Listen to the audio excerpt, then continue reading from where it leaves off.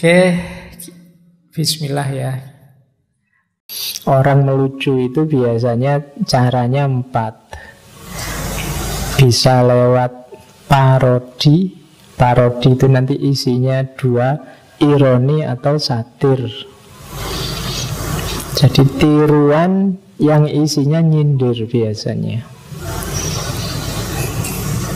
Satir, kalian kan kadang-kadang lihat orang yang gaya satir. Satir itu jane ya melecehkan, merendahkan, meniru, menyindir, cuma dengan cara ngomong kebalikannya. Misalnya, santri ngaji filsafat itu isinya soleh-soleh semua. Orang itu kan, ini kan satir namanya. Jadi masa iya kan gitu. Itu memahaminya kebalikannya, pakai bahasa-bahasa ironi. Jadi atau permainan kata. Itu kan ada kan banyak orang yang sekarang untuk melucunya, komedinya itu main-main dengan kata-kata. Misalnya, kalau santri ngaji ini tidak ada yang jelek, yang sangat jelek banyak. Nah, itu kan main kata-kata. Orang membayangkan kemana, dia beloknya kemana. Oke. Jadi yang kedua itu, atau nabrak tabu, itu biasanya lucu juga. Cuma hati-hati kalau ini. Kalau ada pendapat yang bilang sebenarnya kalau ingin lucu itu gampang, ngomonglah tentang seks. Itu mesti terus orang ketawa. Kamu ngomong aja nyinggung-nyinggung ke situ, itu biasanya orang ketawa. Cara paling gampang, tapi harus hati-hati. Itu namanya trik ketiga, nabrak tabu. Jadi larangan-larangan yang sekiranya orang tantang, itu biasanya orang beraninya ngomong waktu dia melucu. Kalau pas serius tidak berani dia ngomong. Wani ini pas ndagel, ngomong saru-saru waktu ndagel, begitu turun panggung, kamu tadi ngomong apa? Enggak, itu kan cuma guyon.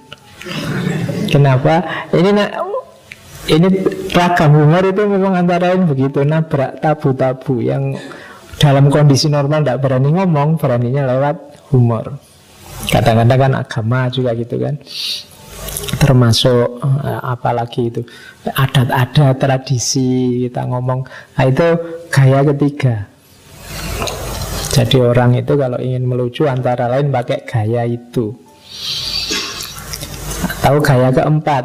Gaya keempat ini observasi, melihat fakta-fakta lucu di lapangan terus diceritakan. Itu gaya keempat. Jadi kalau kamu susah mengarang sendiri, menyambung-nyambungkan dengan yang lucu-lucu, kamu cari aja di sekelilingmu yang fakta-fakta lucu. Kalau kalian sering dapat video pendek-pendek tentang orang jatuh lah, tentang orang kepreset lah, itu kan fakta-fakta lucu, itu namanya observasional. Jadi mungkin kamu tidak bisa memproduksi sendiri, bisamu kamu cuma share. Nah, kamu cari fakta-fakta lucu, diceritakan atau dibagikan, di-sharekan ke orang lain. Nah, itu trik yang keempat. Kalau yang pertama sama yang kedua, kamu butuh cerdas. Yang ketiga, kamu butuh berani mati. Ya, karena ini nabrak tabu. Tapi ya lucu, kalau kehabisan bahan biasanya orang lari yang ketiga ini, paling gampang. Atau yang keempat. Kalau yang keempat ini kamu butuh tekun untuk nyari, dicermati data yang banyak dari masyarakat. Misalnya nyari yang pakai sarung, terus kamu observasi, itu yang pakai sarung pakai daleman mbak, misalnya kayak gitu loh. Jadi observasional. Jadi ada 4 ragamnya humor. Kalau ini fungsinya, jangan salah, humor fungsinya banyak. Yang pertama jelas, menggembirakan. Jadi ini primernya ini, membuat gembira, membuat ceria. Yang kedua katarsis. Katarsis itu semacam pembersihan dari kesumpekan, dari keruwetan hidupmu dari. Jadi pelampiasannya antara lain lewat humor. Kalau kamu pas lagi di kamar sendiri, sumpah gitu kan, keluar ketemu teman, saling bergurau, itu kan lebih ringan beban hidupmu. Itu namanya nyari katarsis. Atau kalau tidak bisa bikin humor sendiri, mungkin kamu buka-buka internet, buka-buka YouTube untuk nyari yang lucu-lucu. Itu kan sebagai apa? Katarsis, pembersihan. Jadi hidupmu ya jangan serius terus, karena ini yang di dalam ini sumpeknya sudah numpuk. Maka bersihkan itu. Namanya lewat katarsis. Yang ketiga, defense mechanism. Defense mechanism itu mekanisme pembelaan diri. Kadang-kadang misalnya yang muda-muda pinginnya ngeritik, pinginnya apalagi tidak puas dengan situasi sekelilingnya, cuma ngomong langsung tidak berani. Kalau ngomong langsung bisa bonyok kita. Misalnya jalannya gimana? Humor. Jadi membuat orang, kalau humor itu kan orang tidak berani balas dendam ke kita, wong humor kok. Misalnya defense mechanism itu kamu humor apa? Ada pejabat naik mobil kecelakaan, supirnya kegarota, terus pejabatnya gimana? Pejabatnya selamat. Loh kok bisa? Kan pejabatnya tidak mungkin kegarota, wong dia apa punya otak misalnya.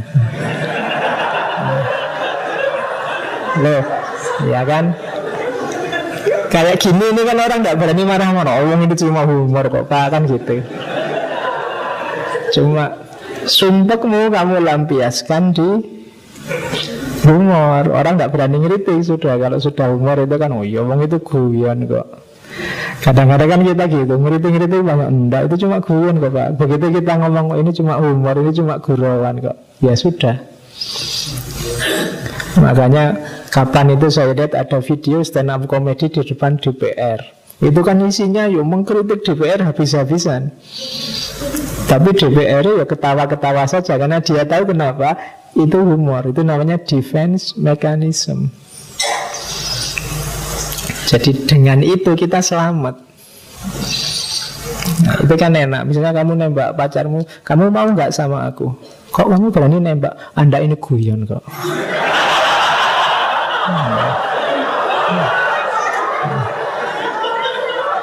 Loh kan, kalau kamu ngomong guyon kan dia tidak bisa bantah sudah. Kamu tidak malu juga, oh cuma guyon. Jadi namanya defense mechanism. Yang punya teori psikoanalisis, orang itu cenderung nyari amannya. Jadi, meskipun ingin marah-marah, kalau diawali dari guyon, nah itu sudah selesai. Kamu misalnya mau maki-maki temenmu, kamu boleh, ini permisi ya, saya mau dagel sebentar itu. Terus pisuano itu, dia susah, oh itu cuma dagel loh, tidak serius. Nah, itu namanya defense mechanism. Mekanisme pembelaan diri. Atau yang keempat, kesadaran kritik dan introspeksi. Jadi orang itu kadang-kadang sadar ketika orang ngeritik dia, atau ketika dia introspeksi tentang dirinya sendiri lewat jalur humor. Jadi ketika tadi misalnya pejabatnya ada cerita kecelakaan tadi, terus pejabatnya mikir, iya ya, aku ini punya otak enggak ya? Nah, yang kayak gini nih namanya jadi bahan introspeksi.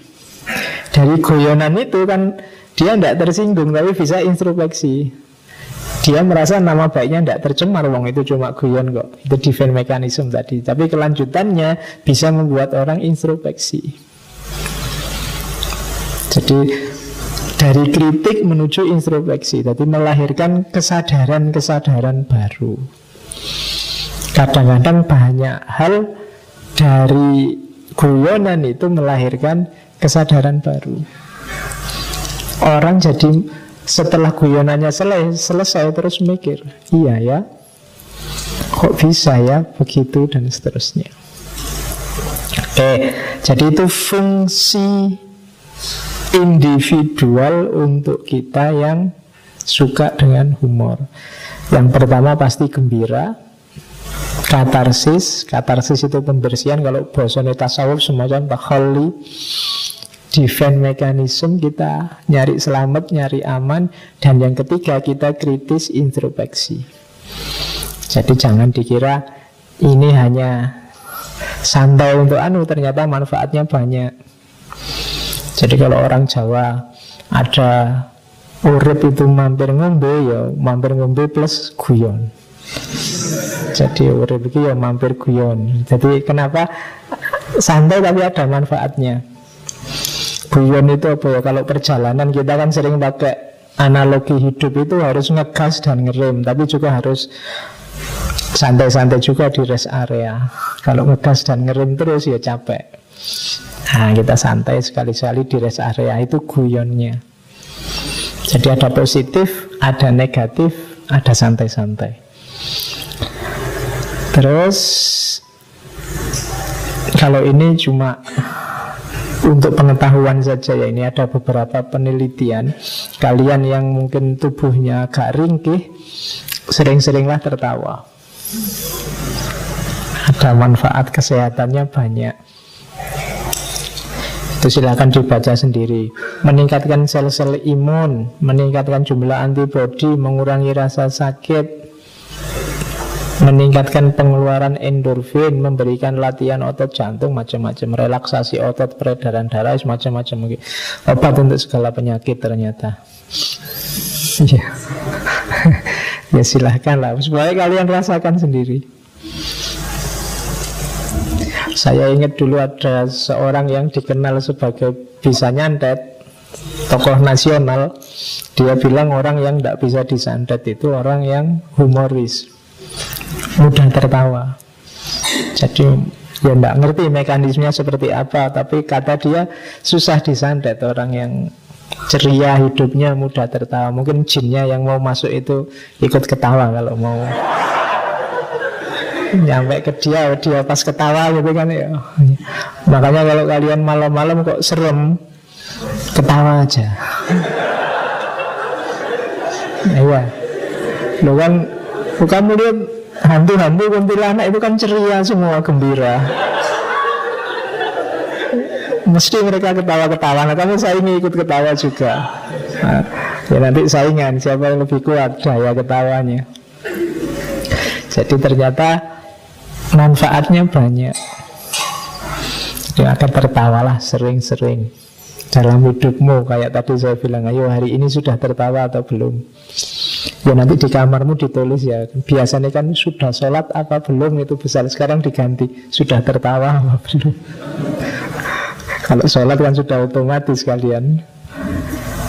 Oke, jadi itu pengaruh fisiknya. Sebelum ke filosof ya, ini teori-teori dasarnya dulu. Kuncinya humor itu, kalau ini teknis ya, yang mau jadi stand up comedy, kuncinya ada di sini sebenarnya. Yang pertama jelas bahasa. Selucu apapun kamu dagel di depan orang luar Jawa dengan bahasa Jawa, ya mereka tidak ketawa. Saya lucu sekali loh Pak, bahasa Inggris tapi ya podo wae. Orang tidak akan ketawa, itu bahasa. Atau istilah-istilah khusus di depan orang yang tidak ngerti ya jangan kaget. Misalnya kamu dagel di depan simbahmu, misalnya, simbah ini kok kepo amat sih misalnya. Ya. Mbahmu ya tidak ketawa, tidak ngerti kepo panganan opo. Itu kuncinya ya. Kalau kamu mau bikin humor ya lihat situasinya. Jadi nanti kamu Pak temen nggak ngerti filsafat, kamu pakai humor filsafat. Menurut Nietzsche misalnya, apa Nietzsche itu? Ya. Jadi yang pertama kuncinya itu bahasa. Performance juga begitu. Kan kayak tadi ada temenmu, kan ada yang mau performanya jelek, mau humor dia ketawa sendiri dulu panjang terus baru bikin humor. Temennya sudah hilang momennya sudah. Nah itu performance namanya. Pinter-pinter ngatur ritme. kalau mau bikin orang tertawa. Jadi itu performance. Performance itu nanti ada hubungannya dengan sense of humor tadi. Performance itu ada orang yang lihat wajahnya aja orang sudah ketawa. Kan ada kayak gitu kan. Kamu lihat dagelan-dagelan itu yang menjiwai itu, dia baru keluar aja orang sudah ketawa duluan. Belum dagel itu orang sudah ketawa. Nah, kalau kamu punya teman kayak gitu, oh itu aset itu. Kamu lihat wajahnya saja sudah ketawa. Itu aset yang luar biasa. Konteksnya, dilihat situasinya. Situasi sedang apa? Orang sedang tegang, bela sungkawa, ya jangan dagel di situ. Orang sedang sumpek apa, ya ndak nyambung, daripada kamu capek, dia ndak akan ketawa. Lihat situasi, lihat konteksnya. Hati-hati juga distansi atau resepsi psikologis. Ada orang-orang yang ndak suka ketawa, ndak suka dagel, hati-hati. Misalnya kamu dagel, dia sudah mencurang, sudah nunggu kamu. Begitu kamu selesai dagel, ndak lucu, susah sudah.